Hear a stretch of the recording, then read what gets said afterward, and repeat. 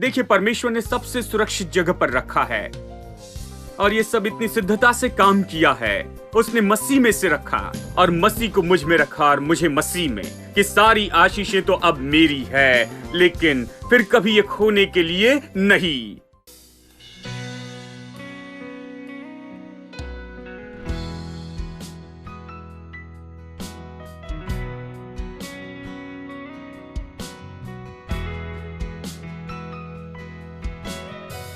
My foes are many, they rise against me, but I will hold my ground.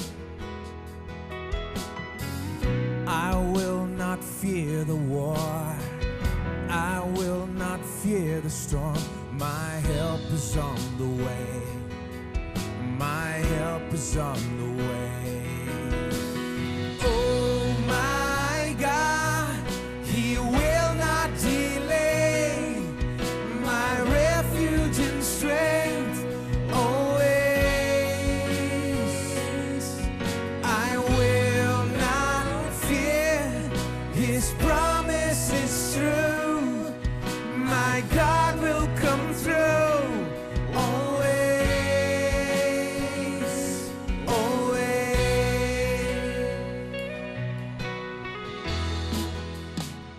Troubles surround me.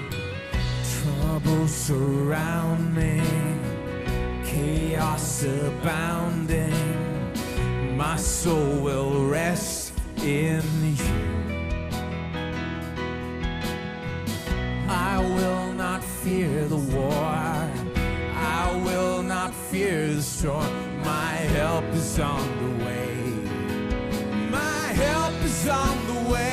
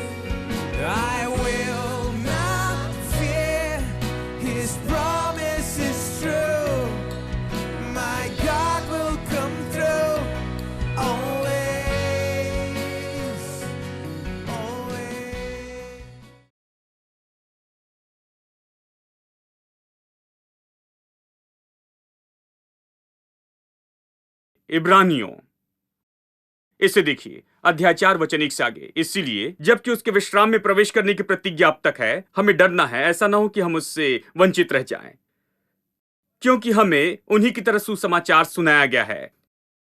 पर सुने हुए वचन से उन्हें कुछ लाभ न हुआ, क्योंकि सुनने वालों के मन में विश्वास के साथ नहीं बैठा। अब ये किससे कह रहा है? अब ये प्रतिज्ञा है, विश्राम में प्रवेश करने की प्रतिज्ञा है, वो अभी भी है। वो कहता है, वो अनंत जीवन की प्रतिज्ञा और ये सब कहता है, यानी कहीं तुम इससे चूक न जाओ, सावधान रहना। ये तो डर है, वो कहता है, किसी नकारात्मक रूप का डर नहीं। ये कहता है कैसे सावधान रहे, कि किसी तरह से न खोए, क्योंकि परमेश्वर ने पहले प्रतिज्ञा दी। क्योंकि हमें उन्हीं की तरह सुसमाचार सुनाया गया, उन्हें यानी इस्राएली लोगों के बारे में कहता है, उदाहरण के रूप में उनका उपयोग करता। हमें उन्हीं की तरह सुसमाचार सुनाया गया है, पर सुने हुए वचन से उनका कोई लाभ न हुआ। उन्होंने कौन सा वचन सुना था? प्रभु ने कहा, मैं तुम्हें बंधन से निकालूंगा, फिरौन की गुलामी से तुम्हें निकालूंगा, जो पाप और शैतान की गुलामी को दर्शाता है। तुम्हें बाहर निकालूंगा। केवल इतना ही नहीं, लेकिन तुम्हें बड़े और उत्तम देश में ले जाऊंगा, जिसमें दूध और मधु है। उद्धार पूरा नहीं होता है केवल गुलामी से छुटकारा पाने से और मिस्र के बंधन से, लेकिन साथ ही इसमें है दूध और मधु के देश में प्रवेश करना, उत्तम और बड़ा देश जो परमेश्वर ने प्रतिज्ञा की है। तब तक ये पूरा नहीं हुआ, यानी उन्हें छुड़ाना था और उसमें ले जाना था। ठीक है, यानी वचन प्रचार किया गया, वे वचन उन्हें प्रचार किए गए, उनसे लाभ नहीं हुआ। उन्होंने सुना लेकिन लाभ नहीं हुआ। क्यों? सुनने वालों के मन में विश्वास के साथ नहीं बैठा। उन्होंने सुना लेकिन विश्वास नहीं किया, यही अर्थ है। उन्होंने इसे सुना लेकिन विश्वास नहीं किया। अब इसे सुनिए। परंतु हम जिन्होंने विश्वास किया है उस विश्राम में प्रवेश करेंगे। जैसे उसने कहा, मैंने अपने क्रोध में शपथ खाई कि वे मेरे विश्राम में प्रवेश न करने पाएंगे। यद्यपि जगत की उत्पत्ति के समय से उसके काम पूरे हो चुके थे। फिर से यहां पढ़ते हैं, कुछ हुआ था जगत की उत्पत्ति के समय। ये एक और तरीका है जगत की उत्पत्ति के पहले कहने का। इसके पहले कि कुछ आता, क्या पूरा किया गया? जगत की उत्पत्ति के पहले काम पूरे किए गए। अब कौन से काम पूरे किए गए? मैं आपसे कहता हूं इन बातों को जो आपने पढ़ा उसके संबंध में। हर चीज कि उन्हें मिस्र की गुलामी से बाहर निकाले और उन्हें बाहर निकाले उस आधे पेट खाने, गरीबी की दशा के बंधन के जीवन से, उस बड़े और उत्तम देश में जहां दूध और मधु की धाराएं बहती थी। वहां के लिए सब कुछ जरूरी जो था छुटकारे के लिए और दूध और मधु के देश के प्रवेश के लिए, यह पहले से ही कर दिया गया और पूरा हुआ था। हालांकि वो काम जगत की उत्पत्ति के पहले से किया गया था। यह कहता है परमेश्वर ने पहली योजना बनाई थी कि वो प्रतिज्ञा के देश में रहेंगे जिसमें दूध और मधु की धाराएं बहती है। काम पूरा हो गया था। दूसरे शब्दों में आधुनिक रूप में टिकट खरीदी गई थी, सब चुकाया गया, लेकिन फिर भी ये लोग मंजिल तक नहीं पहुंच पाए क्योंकि विश्वास नहीं किया था और विश्वास में काम नहीं किया। हेलो, क्या यह अजीब नहीं कि आपने टिकट निकाला लेकिन नहीं पहुंचे? सब कुछ चुकाया गया लेकिन जानते हैं लोग मार्ग में ही मर गए। सब कुछ जहां तक प्रभु की बात आती है सब पूरा हुआ, खत्म हुआ, लेकिन वो नहीं कर पाए। सब कुछ दिया गया लेकिन उन्हें नहीं मिला। इन लोगों के साथ यही हुआ था। लेकिन यह कह रहा है कि काम तो जगत की उत्पत्ति के पहले से पूरे हो चुके थे। वो इस्राएली लोगों का यह पाठ हमारे लिए उपयोग करता है। जैसे काम पूरा हो चुका था, जैसे परमेश्वर ने योजना बनाकर तैयार किया और उन्हें बताया कि मैंने तुम्हें यह देश दिया, यह नहीं कि मैं तुम्हें दूंगा। उसने नहीं कहा कि कल तुम्हें मिलेगा, उसने कहा मैंने तुम्हें देश दिया है। उन्होंने इसे नहीं समझा। मैंने ये तुम्हें दिया, उसने कहा, क्योंकि उसके मन, योजना और उद्देश्य में यह पहले ही पूरा हो चुका था। इसी तरह से वो हमारे लिए उपयोगी होता है। वो बस हमें उदाहरण के रूप में दिखा रहा है, लेकिन हमारे लिए उपयोग करने की कोशिश कर रहा है। वो काम पूरे हो चुके हैं। वो काम किए हमें अनंत जीवन दे। हर एक चीज जो होनी चाहिए कि हमें अनंत जीवन दे, वो पूरा हो चुका है। अब यदि आप इसे नहीं पाते और इसे नहीं लेते हैं और प्राप्त नहीं करते और प्रभु की आशीष का आनंद उठाकर उसमें नहीं जीते हैं, तो मैं आपको बताऊं दोस्तों, हम इसे विश्वास से लेकर चलने में चूक गए, विश्वास से लेने में चूक गए, इसे प्राप्त करने में चूक गए। यही तो ये कहता है। इसलिए हम इतना प्रचार करते हैं। देखिए, कुछ लोग इसे अलग तरह से देखते हैं, इसका उपयोग नहीं करते, नहीं सोचते कि उनके लिए किया गया है, यह पहले ही हो चुका है। यानी मैं यहां कुछ करने की कोशिश नहीं कर रहा। एक भाई ने कहा, देखिए भाई, मैं पसीना बहाता हूं और बड़ी मेहनत करता हूं और ये और वो करता हूं। मैंने कहा क्यों? इसलिए कि लोग आशीष पाए भाई। मैंने कहा उसके पहले यीशु ने पसीना बहा दिया गतसमनी में और उसने दुख उठा लिया। इसलिए मैं ज्यादा दुख नहीं उठाता केवल तब दुख उठाता हूं जब एसी काम नहीं करता, थोड़ी गर्मी होती है, मुझे पसीना आता है। लेकिन ये ठीक है। मैं क्या दुख उठाता हूं? यदि दुख उठाता हूं, ये थोड़ा ही है उसकी तुलना में जो उसने दुख उठाया है। मैं इसे कोई बड़ी बात नहीं बनाता। मैं जिन दुखों से होकर गया उसके बारे में कभी नहीं बताता बहुत ज्यादा, क्योंकि मैं यहां वही कहता हूं जो यीशु ने दुख उठाया, कि आप उसका आनंद उठाए जो उसने दिया है। सुसमाचार इसी के बारे में है, इसलिए शुभ संदेश है। ये इस बारे में नहीं कि मैं दुख उठाकर आपको बताऊं। मैं आपको कुछ नहीं दे सकता। यदि मैं क्रूस पर लटकने से आपका उद्धार होता तो मैं उल्टा लटकने के लिए तैयार हूं। देखिए लेकिन वो पहले ही लटक गया है। उसने पहले इसे किया है, उसने पहले ये दिया है। इसलिए मैं क्रूस पर नहीं लटकूंगा। मैं बस यहां खड़े होकर प्रभु का वचन बताऊंगा। मैं आपको बताऊंगा जब वो लटका था तब क्या हुआ था, कि वो हमारे लिए श्राप बना। जैसे लिखा है, श्रापित है वो व्यक्ति जो काठ पर लटकाया जाता है। वो श्राप बना कि आप आशीष पाए और मैं आशीष पाऊं। आमीन। मेरे साथ एक और वचन निकाले, पहला पत्रस अध्याय 1। क्योंकि तुम जानते हो कि तुम्हारा निकम्मा चाल चलन तो बाप दादाओं से चला आता है, उससे तुम्हारा छुटकारा सोने चांदी अर्थात नाशवान वस्तुओं के द्वारा नहीं हुआ, पर निर्दोष और निष्कलंक मेमने अर्थात मसीह के बहुमूल्य लहू के द्वारा हुआ। उसका ज्ञान तो जगत की, हाँ देखिए फिर से आया, उसका ज्ञान तो जगत की उत्पत्ति के पहले से ही जाना गया था, पर अब इस अंतिम युग में तुम्हारे लिए प्रकट हुआ। ये कह रहा है कैसे उद्धार पाया, नाशवान चीजों से नहीं, लेकिन आपने यीशु के लहू के द्वारा पाया। इसी के बारे में कहता है ये व्यक्ति जिसने क्रूस पर लहू बहाया आपके उद्धार के लिए, वो यीशु मसीह है, और उसे जगत की उत्पत्ति के पहले से नियुक्त किया गया था। ये तो अद्भुत है।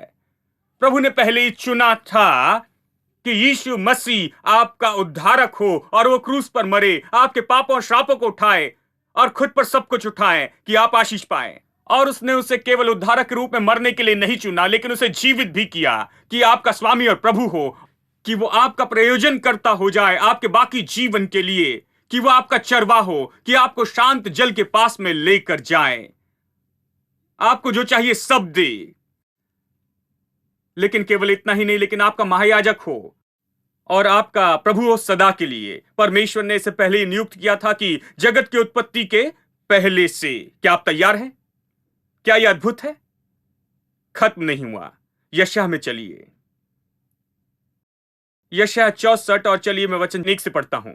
भला होता कि तो आकाश को फाड़कर उतर आए और पहाड़ तेरे सामने कांप उठें, जैसे आग झंखाड़ को जला देती या जल को उबालती है, उस रीति से तो अपने शत्रुओं पर अपना नाम ऐसा प्रकट कर कि जाति जाति के लोग तेरे प्रताप से कांप उठें।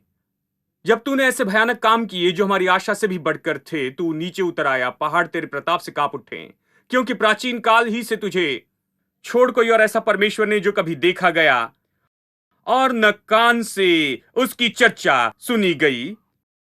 इसका अर्थ है, चलिए मैं आपको इसका अर्थ बताऊं। जबकि जगत के शुरू से ही, यहां फिर से जगत के शुरू से यह शब्द आता है, यानी जगत की उत्पत्ति के पहले से, यहां शुरू से ही मनुष्य ने न इसे देखा, न इसे कानों से सुना, और न ही किसी ने इसे देखा। ऐसा परमेश्वर तुझे छोड़, मतलब प्रभु को छोड़ और कोई नहीं है जो अपनी बाट जोने वाले के लिए काम करता है। कोई नहीं, केवल परमेश्वर ने उन चीजों को देखा और सुना जिसे परमेश्वर ने तैयार की, जिसे प्रभु ने तैयार किया है, या प्रभु उसके लिए करेगा जो उसकी राह देखता है। कोई नहीं, केवल प्रभु इसे जानता है। यह तो बहुत अद्भुत है। कोई नहीं, केवल प्रभु जानता है। कोई नहीं, केवल प्रभु ने ही सुना है या देखा है जो परमेश्वर उसके लिए करेगा जो उसकी बाट जो होती है। कोई नहीं, केवल प्रभु जानता है। किसी ने इसे नहीं जाना है। यानी यहां यह इस तरह से कहता है कि जगत की उत्पत्ति के पहले से, यह कहता है किसी ने नहीं जाना। इसका अर्थ है कि जगत की उत्पत्ति के पहले से यह तैयार किया गया, और जगत की उत्पत्ति के पहले से प्रभु इसे जानता था और कोई नहीं जानता था। प्रभु को छोड़ कोई नहीं जानता था। किसी आंख ने नहीं देखा, किसी कान ने नहीं सुना, किसी के चित्त में यह बात नहीं आई कि परमेश्वर ने हर स्त्री और पुरुष को बनाया जिन्होंने जन्म लिया या जो जन्म लेंगे या जो इस पृथ्वी पर रहने वाले हैं, चाहे जो भी वंश, रंग या किसी भी देश के हो। हर एक मनुष्य जो इस संसार में पैदा हुआ है, प्रभु ने हर स्त्री और पुरुष को बनाया है जो इस संसार में जन्म है या जो आगे जन्म लेंगे। आशीष और धन दिया है जो कल्पना से भी परे है। हेलो, आशीष और धन दिया है उसकी कल्पना से भी बढ़कर। वो आशीषित है उनकी कल्पना से भी बढ़कर। जरा आप सोचिए। खैर, शायद आप में से कुछ लोग बैठकर सोच रहे होंगे, भाई मैं तो बहुत बड़ा पापी हूं, आप कैसे कह सकते कि मैं आशीषित हूं? खैर, सच्चाई तो यह कि आप पहले से आशीषित है। देखिए, आप इसे नहीं जानते। आप आइए, ये सब यीशु मसीह में है। आप आकर इसे अपने दिल में जगह दे, फिर ये सारी चीजें आपके जीवन का भाग होगी। यह आपकी राह देख रही है। आप एक पापी हैं, इसलिए प्रभु ने इसे कैंसिल नहीं किया। प्रभु ने उद्धारक भेजा, सब तैयार किया है। आपको बस यही करना है कि आप विश्वास करें, अपना दिल उसके लिए खोले, और ये चीजें आपकी हो जाएगी। ठीक है, ये चीजें आपकी हो जाएगी। अब जैसे मैंने कहा, प्रभु परिवार के किसी मनुष्य के जैसे है, जैसे मनुष्य अपने परिवार के लिए तैयारी करता है। प्रभु ने तैयार किया और सब कुछ तैयार किया, संसार मनुष्य के लिए बनाया। मैंने आपको बताया कि कैसे पति पत्नी बच्चे के लिए तैयारी करते हैं, बच्चे के जन्म के पहले सब तैयार रखते हैं। प्रभु ऐसा ही है। उत्पत्ति की किताब पढ़िए, उसने सब तैयार किया, फिर मनुष्य को बनाया।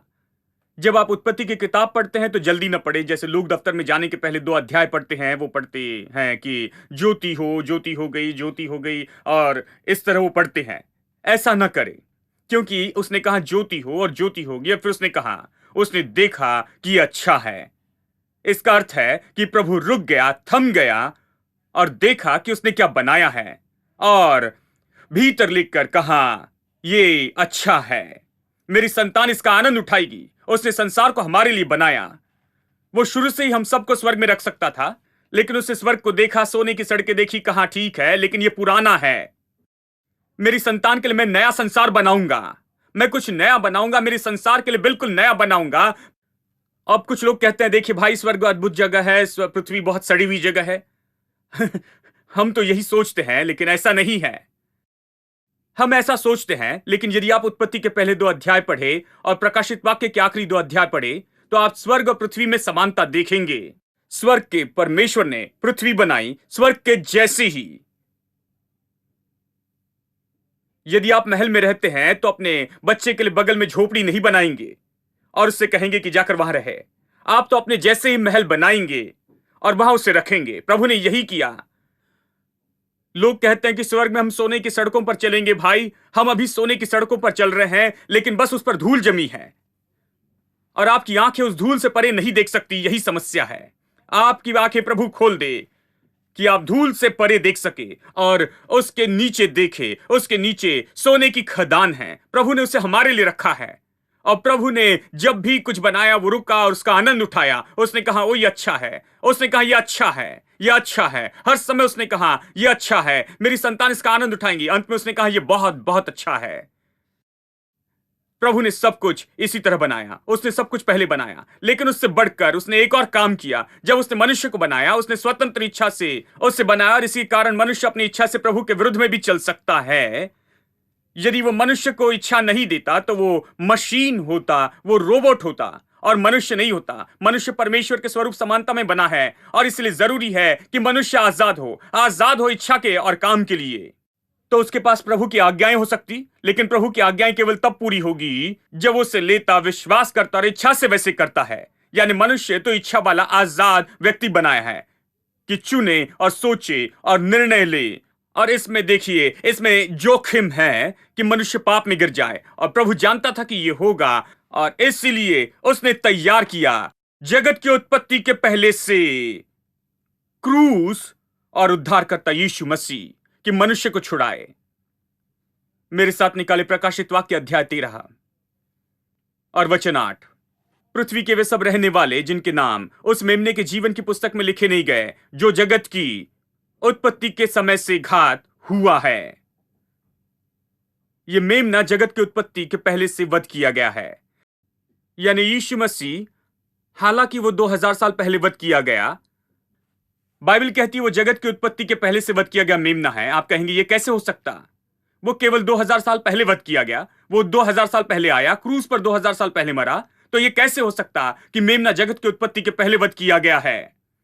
खैर, जब प्रभु ने जगत की उत्पत्ति के पहले से उद्धार की योजना बनाई और चिन्ह लगाया और पहले से निश्चित किया कि यीशु हमारा छुटकारा देने वाला हो, क्योंकि उसने उसके बारे में सोचा, उसका उद्देश्य बनाया और उसने घोषित किया, तो आप पूरा हुआ मान सकते हैं, क्योंकि वो झूठ नहीं बोल सकता।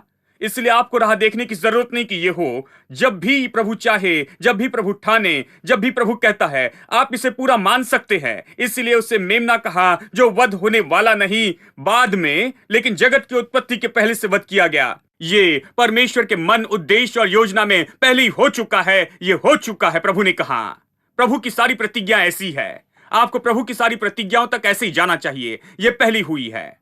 उसके कोड़े खाने से आप चंगे हो चुके हैं। इसका अर्थ है यह हो चुका है। यह नहीं कि चंगे होंगे, यह उसकी प्रतिज्ञा है। आपकी सारी जरूरत उसके धन के अनुसार पूरी की जाएगी। यह हो चुका है। आप इसे ऐसे न देखें कि होने वाला है, लेकिन हो चुका है। हेलो, क्या आप यहां हैं? तो वो जगत की उत्पत्ति के पहले से वध किया गया मेमना है। उसने सब कुछ तैयार किया, सब कुछ तैयार किया। उद्धारक भी तैयार रखा हमारे लिए, और सब कुछ तैयार कर रखा। अब सबसे अद्भुत बात यह है कि जब उसने हमारे लिए उद्धार तैयार किया, उसने उद्धारक को भेजा मनुष्य के रूप में। जब उसने तैयार किया तो एक काम किया, उद्धारक को जगत की उत्पत्ति के पहले से उसने निर्णय लिया कि उसे मनुष्य के शरीर में भेजेगा, मांस हड्डी के शरीर में, मांस हड्डी लहू के शरीर में, केवल इसीलिए कि वो कलवरी के क्रूस पर मर सके। दूसरी बात थी कि वो प्रतिनिधि हो सके, कि वो दूसरा आदम हो या अंतिम आदम जैसे बाइबल कहती है। यह इतना महत्वपूर्ण क्यों है? यह अंतिम आदम है, इसका अर्थ है आदम नहीं होंगे। और वो अंतिम आदम क्यों है? क्योंकि पहला आदम चूक गया। परमेश्वर ने सब कुछ बनाकर पहले आदम के हाथ में दिया, सारी आशीषें उस पर रखी थी। मनुष्य जाति के प्रतिनिधि के रूप में वो अकेला नहीं था, वो मनुष्य जाति का प्रतिनिधि व्यक्ति था। यानी जब प्रभु ने उसे दिया तो उसने ये सब उसे दिया जो उसमें थे, मनुष्य जाति जो उसमें जन्म लेने वाली थी। तो उसने उसे पाया। उसने उसे पाने के बाद, क्योंकि शैतान की मानी उसने और प्रभु की आज्ञा नहीं मानी, उसने सब कुछ खो दिया और शैतान को उसे दे दिया। जब यीशु आया मनुष्य के रूप में, मनुष्य के लिए, वो क्रूस पर गया और मरा और फिर सीधे नीचे नरक तक गया और शैतान से छीन लिया हर चीज जो शैतान ने मनुष्य से छीनी थी, और उसे वापस लाया और उसे मनुष्य को लौटा दिया फिर से। अब बात तो यही है, हम कहेंगे यदि ये मनुष्य को दिया गया तो हम फिर से आदम के जैसे ही हैं, फिर से गलती करेंगे। यदि हम गलती करेंगे, ये हमें दिया गया है, तो हम फिर गलती करेंगे, बार बार उद्धारक को आना होगा। बाइबल कहती है कि वो एक बार सदा के लिए आया, एक बार सदा के लिए मरा, एक बार सदा के लिए जी उठा है। इसका अर्थ है कि और उद्धारक नहीं होंगे, और आदम नहीं होंगे। ये अंतिम आदम है, इसके बाद और आदम नहीं होंगे। और यदि वो गलती करे तो फिर क्या?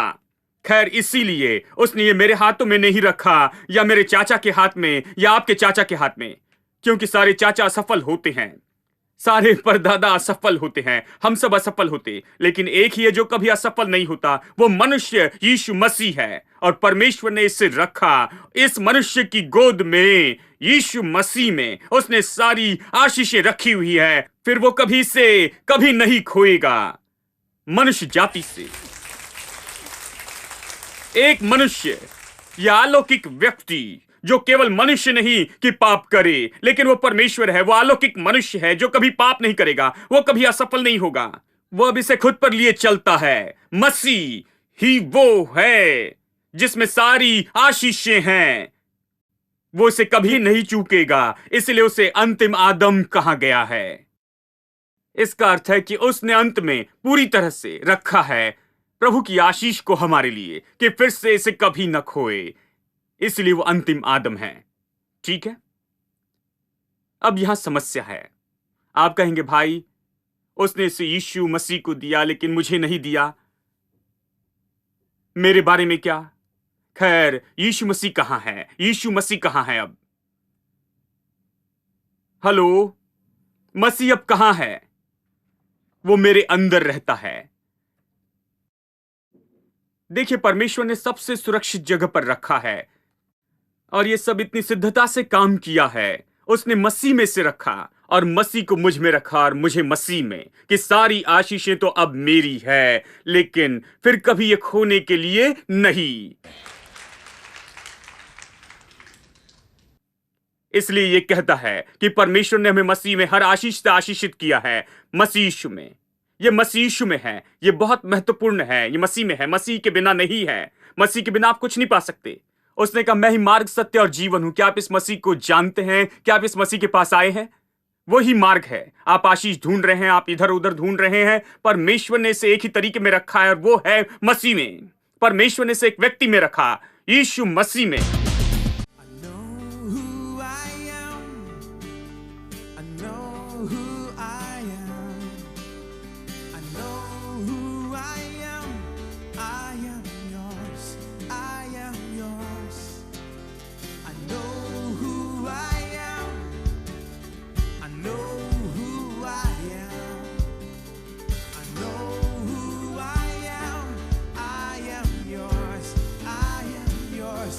You